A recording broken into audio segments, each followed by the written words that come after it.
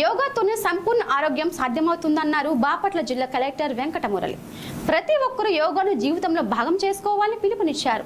బాపట్లలోని భవనారాయణ స్వామి దేవాలయం ద్రదం బజార్లో నిర్వహించిన యోగాంధ్ర 2025 కార్యక్రమంలో కలెక్టర్ పాల్గొని అధికారులు, విద్యార్థులు యోగా సాధకులతో కలిసి యోగాసనాలు వేస్తారు. ఈ సందర్భంగా ఆయన మాట్లాడుతూ మానసిక ఒత్తిడిని యోగా తగ్గిస్తుందని, మనిషి ఆయుష్ పెరుగుతుందని ఆయన అన్నారు. జూన్ 21 అంతర్జాతీయ యోగా దినోత్సవం సందర్భంగా బాపట్ల జిల్లాలో 6 లక్షల మంది ప్రజలకు యోగా శిక్షణ ఇవ్వబోతున్నట్లు కలెక్టర్ వెల్లడించారు. వచ్చే నెలలో నిర్వహించే యోగా దినోత్సవ వేడుకలను విజయవంతం చేయాలని ఈ సందర్భంగా ఆయన జిల్లా ప్రజలకు పిలుపునిచ్చారు.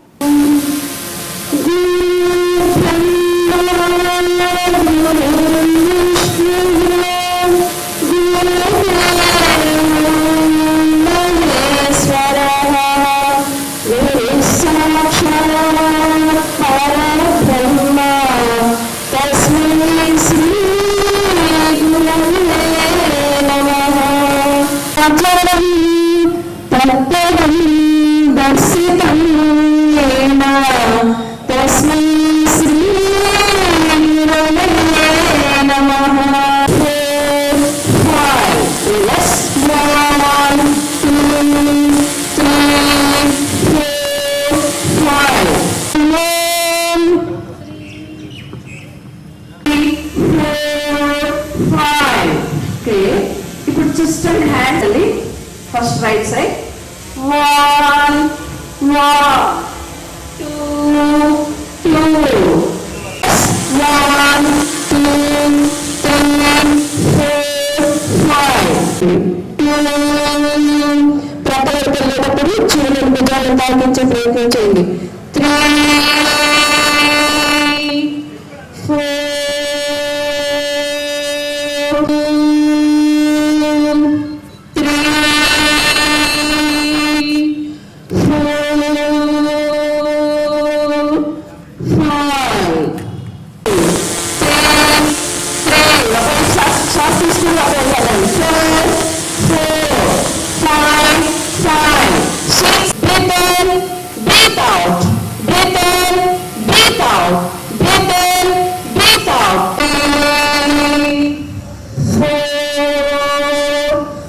4. Reverse. 1, 2, 3, 4, 10. Okay. అలా బ్యాక్ కూడా రెడీ. 1, 2, 2, 3, 4, 4. ఇంకా 2, 3, 4, 4, 5, 3, 4, 5. యాంకిల్ తిప్పాలి. 3 కాలు తిప్పదు. 4, 5. రివర్స్. 5. రివర్స్. 1, 2, 3, 4, 5.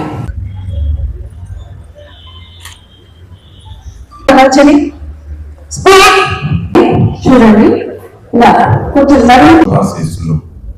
మరి మనము ఈరోజు పబ్లిక్ రోడ్డు పైన ఈ విధంగా తివాచీలు పరుచుకొని మనం యోగా చేస్తున్నాము అనే ఆబ్జెక్టివ్ ఎందుకు మనం చేస్తున్నాము ఇక్కడ అని అంటే, భావనారాయణ స్వామి దేవాలయానికి ఎదురుగా ఒక పబ్లిక్ రోడ్డు మీద మనం చేస్తున్నాం. మరి దీని ఉద్దేశం ఏంటి అంటే, ప్రజలందరూ కూడా వీక్షించాలి అని.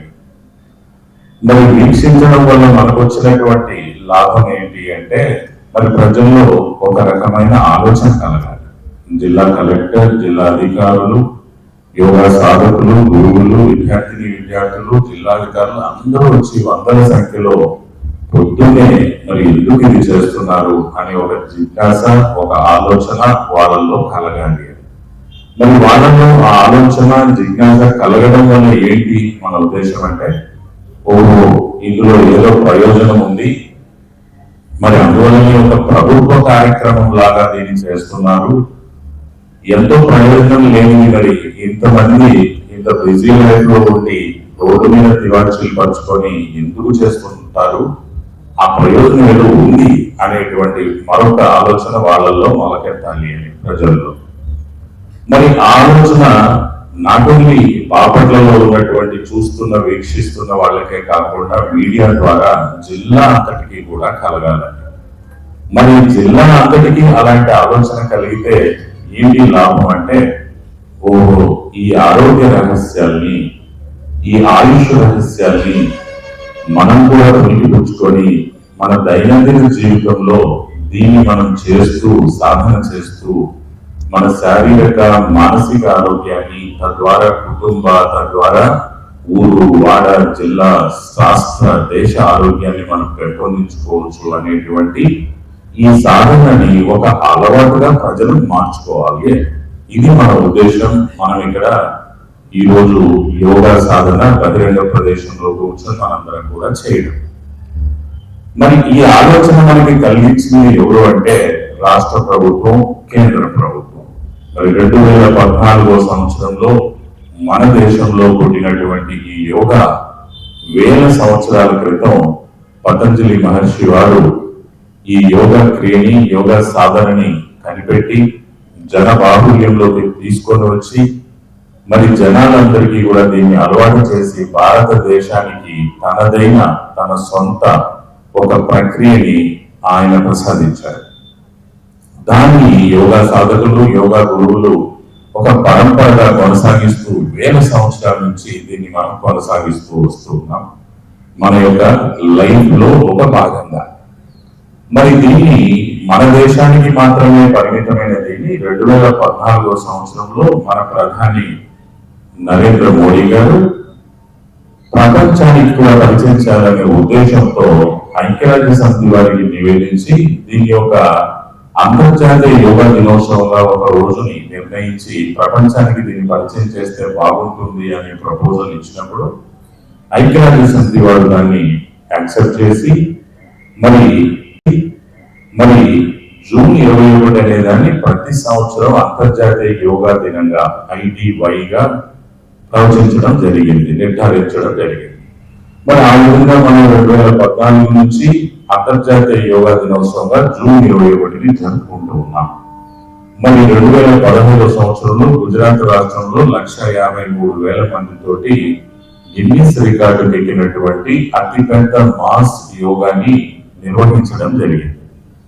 మరి మన ముఖ్యమంత్రి గారు శ్రీ నారా చంద్రబాబు నాయుడు గారు నెల క్రిందట ప్రధాని గారు మన రాష్ట్రానికి వచ్చినప్పుడు ఈసారి అంతర్జాతీయ యోగా దినోత్సవాన్ని మన రాష్ట్రంలో జరుపుకుంటామని, అది కూడా 5 లక్షల మందితో ఒక రికార్డ్ మాస్ యోగాగా నిర్వహిస్తామని మాటిచ్చి దాని ప్రకారంగా మనం ఒక షెడ్యూల్ ప్రకారంగా వెళుతూ ఉన్నాం.